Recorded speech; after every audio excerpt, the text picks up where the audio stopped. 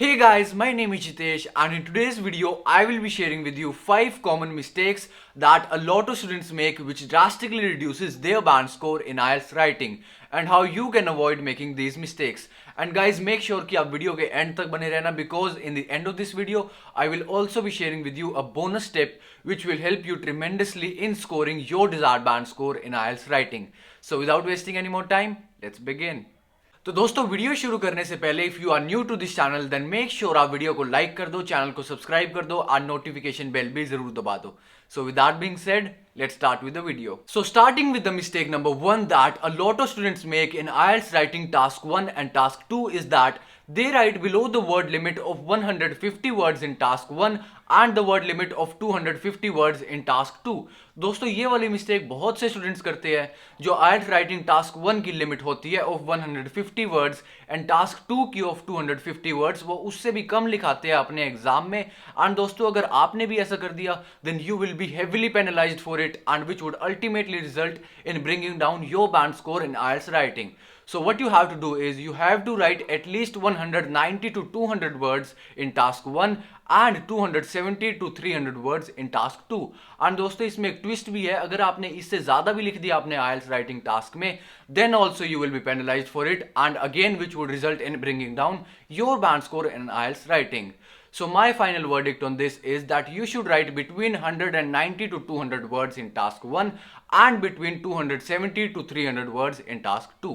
The mistake number 2 is using informal writing style. तो दोस्तों you have to make sure कि आपको अपने IELTS writing task 1 में as well as in your IELTS writing task 2 दोनों में ही इनफॉर्मल राइटिंग स्टाइल का बिल्कुल भी यूज नहीं करना है. तो जो कैजुअल वोकैबुलरी होती है या फिर फ्रेंडली वोकैबुलरी होती है या इनफॉर्मल वोकैबुलरी होती है दोस्तों आपको उसका यूज बिल्कुल नहीं करना है. और दोस्तों जो हम आपस में इंटरेक्ट करने के लिए कैजुअल सेंटेंसेस का यूज करते हैं आपको उन सेंटेंसेस का यूज भी नहीं करना है अपने IELTS राइटिंग सेक्शन में.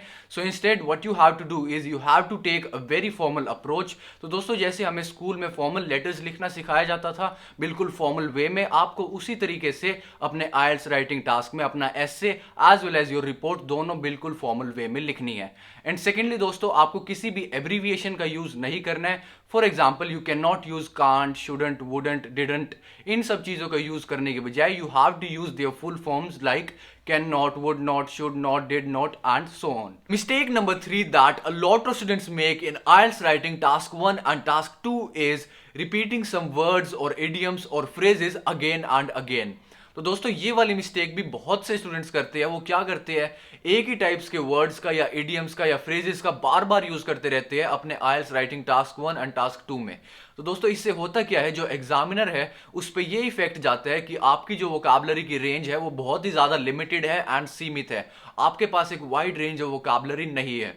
तो दोस्तों जिन लोगों को नहीं पता उनके लिए मैं बता दूं कि IELTS राइटिंग टास्क का जो मार्किंग का क्राइटेरिया है वो 4 चीजों पे डिपेंड करता है जिनमें से एक चीज होती है लेक्सिकल रिसोर्स. तो दोस्तों लेक्सिकल रिसोर्स का मतलब ये होता है कि आप एक वाइड रेंज ऑफ वोकैबुलरी को कितने अच्छे से यूज कर सकते हो बिना किसी मिस्टेक के. तो दोस्तों मान लो अगर आप एक ही टाइप्स के वर्ड्स का बार बार यूज कर रहे हो अपने एसे में या अपनी रिपोर्ट में तो जो मार्किंग का क्राइटेरिया होता है लेक्सिकल रिसोर्स वाला उसमें आपका बैंड स्कोर सिग्निफिकेंटली कम हो जाएगा जो ओवरऑल आपके IELTS राइटिंग के बैंड स्कोर को भी काफी अफेक्ट करेगा.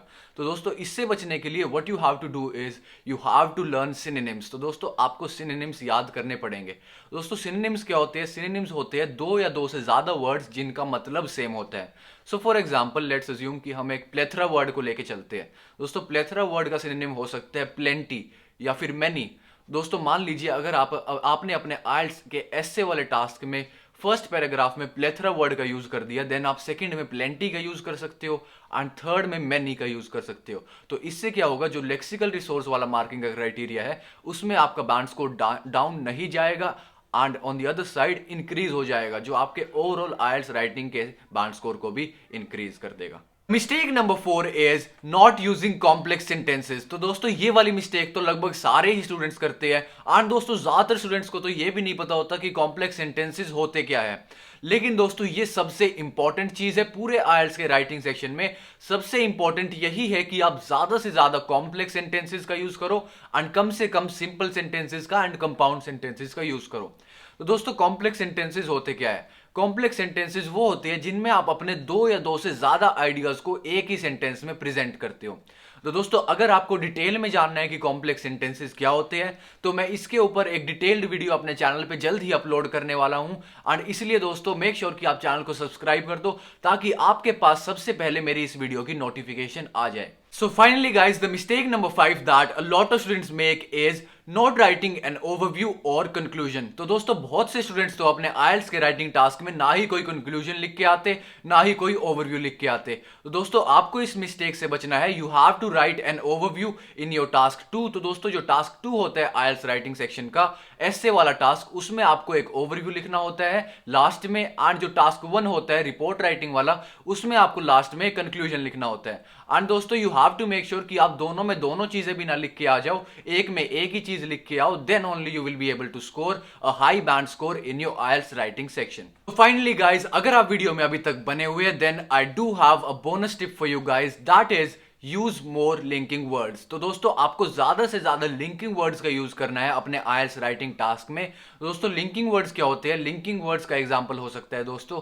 However, moreover, subsequently, in addition to and etcetera. तो दोस्तों आपको ऐसे टाइप्स के वर्ड्स का ज्यादा से ज्यादा यूज करना है अपने IELTS राइटिंग टास्क में। इससे होता क्या है दोस्तों, आपका जो एसे है या फिर आपकी जो रिपोर्ट है वो और भी ज्यादा फॉर्मल लगने लग जाती है and it proves to the examiner that you can use more complex sentences. So that was it for today guys. I hope you liked the video and if you did, please make sure to give it a thumbs up and don't forget to subscribe the channel.